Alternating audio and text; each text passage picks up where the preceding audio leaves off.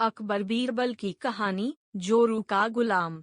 कहानी शुरू करने से पहले अगर आपने अभी तक हमारे चैनल को सब्सक्राइब नहीं किया है तो चैनल को सब्सक्राइब कर लें, क्योंकि इस चैनल पर आपको बहुत सारी दिल खुश करने वाली कहानियाँ मिलेंगी। चलिए कहानी को आगे बढ़ते हैं। एक बार की बात है, राजा अकबर व बीरबल दरबार में बैठे कुछ अहम मामलों पर चर्चा कर रहे थे। तभी बीरबल ने अकबर से कहा, मुझे लगता है कि ज्यादातर पुरुष जोरू के गुलाम होते हैं और अपनी पत्नियों से डर कर रहते हैं। बीरबल की यह बात राजा को बिल्कुल भी पसंद न आई। उन्होंने इस बात का विरोध किया। इस पर बीरबल भी अपनी बात मनवाने पर अड़ गए। उन्होंने राजा से कहा कि वे अपनी बात को सिद्ध कर सकते हैं, मगर इसके लिए राजा को प्रजा के बीच एक आदेश जारी करवाना होगा। वह आदेश यह था कि जिस पुरुष के अपनी पत्नी से डरने की बात सामने आएगी, उसे दरबार में एक मुर्गी जमा करानी होगी। राजा बीरबल की इस बात पर तैयार हो गए। अगले ही दिन प्रजा के बीच आदेश कराया गया कि अगर यह बात सिद्ध हो जाती है कि कोई पुरुष अपनी पत्नी से डरता है, तो उसे दरबार में आकर बीरबल के पास एक मुर्गी जमा करवानी होगी। फिर क्या था, देखते ही देखते बीरबल के पास ढेरों मुर्गियां इकट्ठा हो गई और सैकड़ों मुर्गियां महल के बगीचे में घूमने लगीं।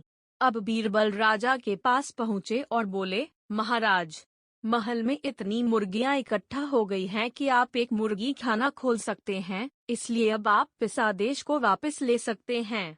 मगर महाराज ने इस बात को गंभीरता से नहीं लिया और महल में मुर्गियों की संख्या धीरे धीरे और भी ज्यादा बढ़ने लगी।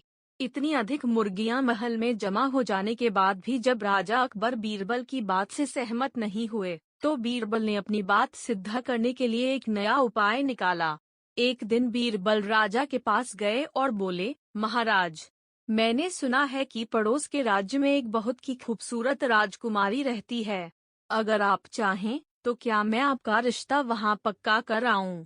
यह सुनते ही राजा चौंक उठे और बोले, बीरबल, तुम ये कैसी बातें कर रहे हो? महल में पहले से ही 2 महारानियां मौजूद हैं।